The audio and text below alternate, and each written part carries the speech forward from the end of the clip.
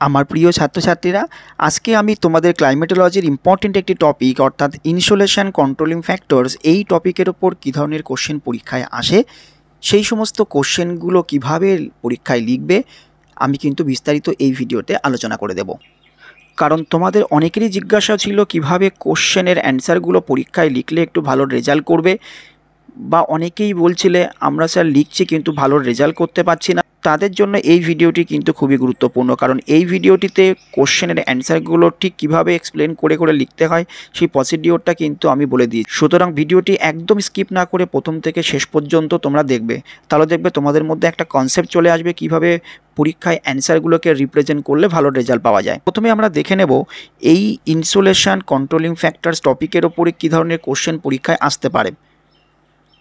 দেখো এখানে দুটো কোশ্চেন পরীক্ষায় আসতে পারে। What do you mean by insolation, next হচ্ছে elucidate the factors controlling insolation of the earth, অর্থাৎ ইনসোলেশন কাকে বলে প্রথম কোশ্চেনটার মানে। সেকেন্ড কোশ্চেনটা হচ্ছে ইনসোলেশনের যে বিভিন্ন নিয়ন্ত্রকগুলো রয়েছে সেই নিয়ন্ত্রকগুলোকে তোমাকে ব্যাখ্যা করতে হবে। তাহলে এবার তোমরা দেখে নাও এই সমস্ত কোশ্চেনগুলোর অ্যান্সার পরীক্ষায় তোমরা কিভাবে লিখবে। তবে তার আগে যারা এখনও পর্যন্ত আমার এই চ্যানেলটি সাবস্ক্রাইব করোনি, যারা এই চ্যানেলে নতুন আছো, যারা এই ভিডিওটি দেখছো, অবশ্যই কিন্তু আমার চ্যানেলটিকে সাবস্ক্রাইব করে অল নোটিফিকেশনটি অন করে রাখবে, কারণ এই রকম গুরুত্বপূর্ণ এবং হেল্পফুল ভিডিও শুধুমাত্র তোমাদের জন্যই কিন্তু আমি পরপর দিতে থাকি। তাই যখনই আমি এরকম ভিডিও আপলোড করব তোমাদের কাছে কিন্তু নোটিফিকেশান চলে যাবে, আর সেই নোটিফিকেশান দিয়ে কিন্তু সঙ্গে সঙ্গে তুমি ভিডিওটি সবার আগে দেখে নিতে পারবে। এছাড়াও যদি তোমাদের কোনো কোয়ারিজ থাকে তোমার হোয়াটসঅ্যাপ এবং টেলিগ্রাম গ্রুপ বা আমার কমেন্ট সেকশানে তোমরা বলতে পারো। আমার এই হোয়াটসঅ্যাপ এবং টেলিগ্রাম গ্রুপের লিঙ্ক কিন্তু এই ভিডিও ডেসক্রিপশনে তোমরা পেয়ে যাবে। তবে অবশ্যই আমার হোয়াটসঅ্যাপ এবং টেলিগ্রাম গ্রুপে জয়েন করার আগে এই চ্যানেলটিকে সাবস্ক্রাইব করে অন নোটিফিকেশনটা কিন্তু অন করে তারপরে জয়েন করবে, কারণ আমার হোয়াটসঅ্যাপ এবং টেলিগ্রাম গ্রুপে কিন্তু প্রতিনিয়ত আমি বিভিন্ন নোটসগুলোকে প্রোভাইড করতে থাকি শুধুমাত্র তোমাদেরই জন্যে। সুতরাং অবশ্যই কিন্তু তোমরা চ্যানেলের সাথে থাকবে, দেখবে তোমাদের পরীক্ষা কিন্তু খুবই ভালো হবে। তো দেখে নাও কোশ্চেনগুলোর অ্যান্সার কীভাবে পরীক্ষার সময় রিপ্রেজেন্ট করবে। প্রথমে একটা ইন্ট্রোডাকশান দেবে।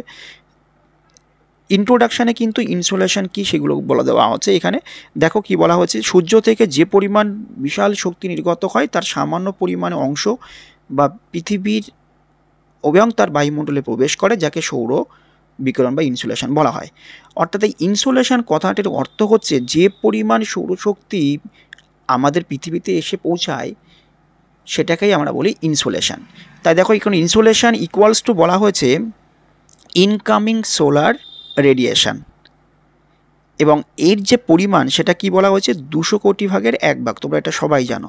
সুতরাং এখানে বলে দেওয়া হয়েছে, দেখো স্মিথসোয়ান ইনস্টিটিউশন গণনা করে মোট আগত সৌর বিকিরণের পরিমাণ নির্ধারিত করেছে, এবং এই যে সৌর বিকিরণের বিভিন্ন কারণগুলো ছিল অর্থাৎ ইনসোলেশনের বিভিন্ন ফ্যাক্টরসগুলো ছিল সেগুলো কিন্তু নিম্নে আলোচনা করা হলো। ফার্স্ট ফ্যাক্টর দেখো, সৌর বিকিরণের পরিমাণের তারতম্য। কি বলা হয়েছে না, এই ইনস্টিটিউশনের অনুযায়ী যে সৌর বিকিরণ কিন্তু প্রতি সেকেন্ডে প্রতি বর্গ সেন্টিমিটারে 1.94 গ্রাম পার ক্যালোরি এটা হতে পারে, কিন্তু আধুনিক স্যাটেলাইট অনুযায়ী সেটা আবার 1.96 গ্রাম ক্যালোরি এই পর্যন্ত হয়েছে। তাহলে এই যে একটা ডিফারেন্স তৈরি হয়, সেই ডিফারেন্সগুলো কিসের জন্য তৈরি হয় না, বিভিন্ন ধরনের সৌর কলঙ্কের সংখ্যা রয়েছে বা এদের স্থান পরিবর্তন রয়েছে। সুতরাং এই যে সৌর বিকিরণের পরিমাণের যে তারতম্য তার জন্য কিন্তু ইনসোলেশনের একটা পার্থক্য তৈরি হয়। তাহলে এইটা কিন্তু একটা মেইন ফ্যাক্টর। তো এইভাবে কিন্তু প্রত্যেকটি পয়েন্ট কিন্তু এক্সপ্লেন করে করে তোমাদের পরীক্ষার সময় লিখতে হয়। নেক্সট দেখো, সূর্য থেকে দূরত্ব কি বলা হয়েছে, পৃথিবীর উপবৃত্তিকার পথে দক্ষিণ করে আমরা সবাই জানি, এবং সূর্য থেকে পৃথিবীর দূরত্ব যদি সবথেকে বেশি হয় তাহলে কি সোলার রেডিয়েশনটা অনেকটাই কম হবে বা কম পাবে। আবার যদি পৃথিবী এবং সূর্যের মধ্যে দূরত্বটা খুব কম হয় তাহলে সূর্যের যে তাপমাত্রা সেটা বেশি পরিমাণে পাবে।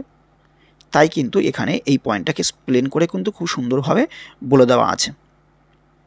কারণ এখানে দেখো বলে দেওয়া আছে পৃথিবীর উপবৃত্তিকার পথে সূর্যকে প্রদক্ষিণ করে, তাই বছরের কোন সময় সূর্য এবং পৃথিবীর দূরত্ব কম হয় বা কোন সময় বেশি হয়, যেমন 4 জুলাই অপসূর অবস্থায় সূর্য এবং পৃথিবীর মধ্যে দূরত্ব সবথেকে বেশি হয়, তাই সামগ্রিক তাপীয় ফলের পরিমাণ কম হয়। আবার 3 জানুয়ারি অনুসূর অবস্থায় সূর্য এবং পৃথিবীর মধ্যে দূরত্ব অপেক্ষাকৃত কম, দেখো এখানে আমি কত কিলোমিটার দূরত্ব সেটাও লিখে দিয়েছি দুটোর ক্ষেত্রে, তাই তাপীয় ফলের পরিমাণ অনেকটাই বেশি হয়। তাহলে এই যে একটা এক্সপ্লেইন করে করে প্রত্যেকটি পয়েন্ট বলে দেওয়া হয়, এইটাই কিন্তু তোমাদের পরীক্ষার সময় থাকে না। তার জন্য তোমাদের মার্কসগুলোকে একটু কম দেওয়া হয়, কারণ এক্সামিনার যখন খাতাটা চেক করবেন তখন কিন্তু এইরকম এক্সপ্লেইন দেখে দেখে প্রত্যেকটা পয়েন্টগুলোকে পড়ে তারপর তোমাদের মার্কসটা দেওয়া হয়। নেক্সট দেখো, এখানে একটা ডায়াগ্রাম দিয়ে কিন্তু আমি ভালো করে বুঝিয়ে দিয়েছি কোনটা অনুসুর কোনটা অপসুর কন্ডিশন। ঠিক আছে, এই অনুসুর এবং অপসুর মনে রাখার একটা ট্রিক্স আমি তোমাদেরকে বলে দিই।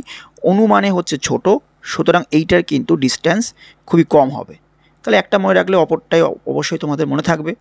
আবার দেখো, জানুয়ারি কিন্তু সব থেকে আমাদের বছরের প্রথম দিকে, তাহলে এটা খুব ছোট, এবং 4 জুলাই এক্ষেত্রেও কিন্তু একটু শেষের দিকে হয়, তাহলে এটা একটু বড়।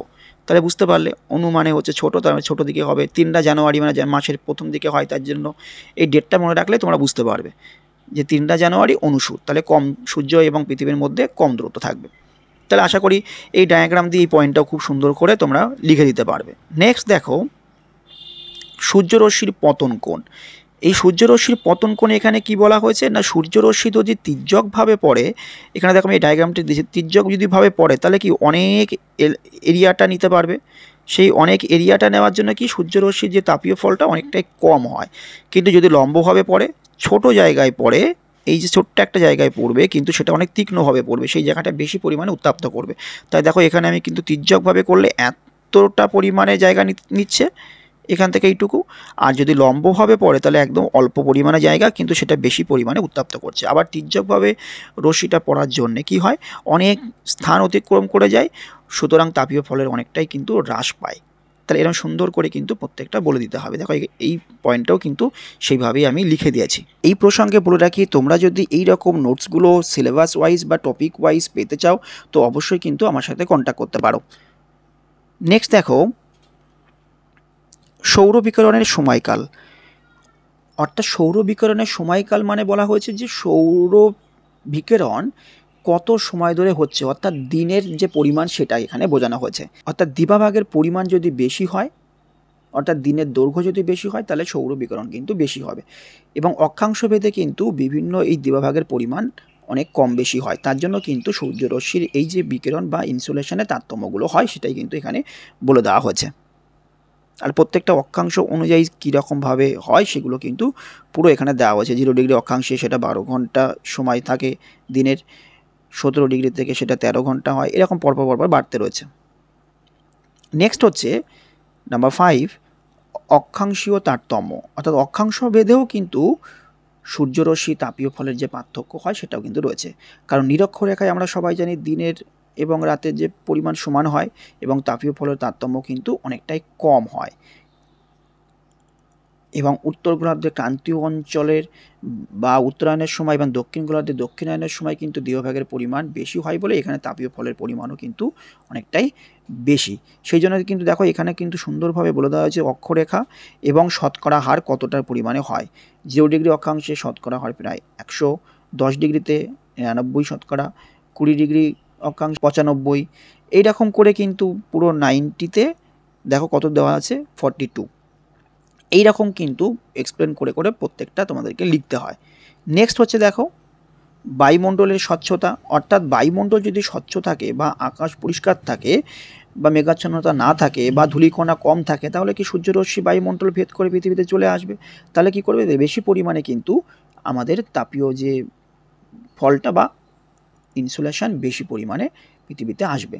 কারণ এই মেঘ ধূলিকণা এইগুলো দিয়ে কিন্তু ম্যাক্সিমাম যে সূর্যরশ্মি সেটা প্রতিফলিত হয়ে বাইরে চলে যায়। কারণ এর পরবর্তীতে যখন আমি তোমাদের হিট বাজেট নিয়ে একটা ভিডিও দেবো সেখানে তোমরা বুঝতে পারবে অ্যালবেডো কী, সোলার কনস্ট্যান্ট কী, এই ইত্যাদি ইত্যাদি কোশ্চেনগুলো কিন্তু খুব ভালো করে আমি সেখান থেকে ডিসকাস করে দেবো যে মেঘ ধূলিকণা প্রভৃতি দিয়ে কীভাবে সূর্যরশ্মিগুলো ডিরেক্ট প্রতিফলিত হয়ে মহাশূন্যে আবার ফিরে যায়। আশা করছি পরীক্ষায় এই সমস্ত কোশ্চেনগুলো এলে কিভাবে তোমরা অ্যান্সারগুলোকে লিখবে খুব সুন্দরভাবে বুঝতে পেরেছো।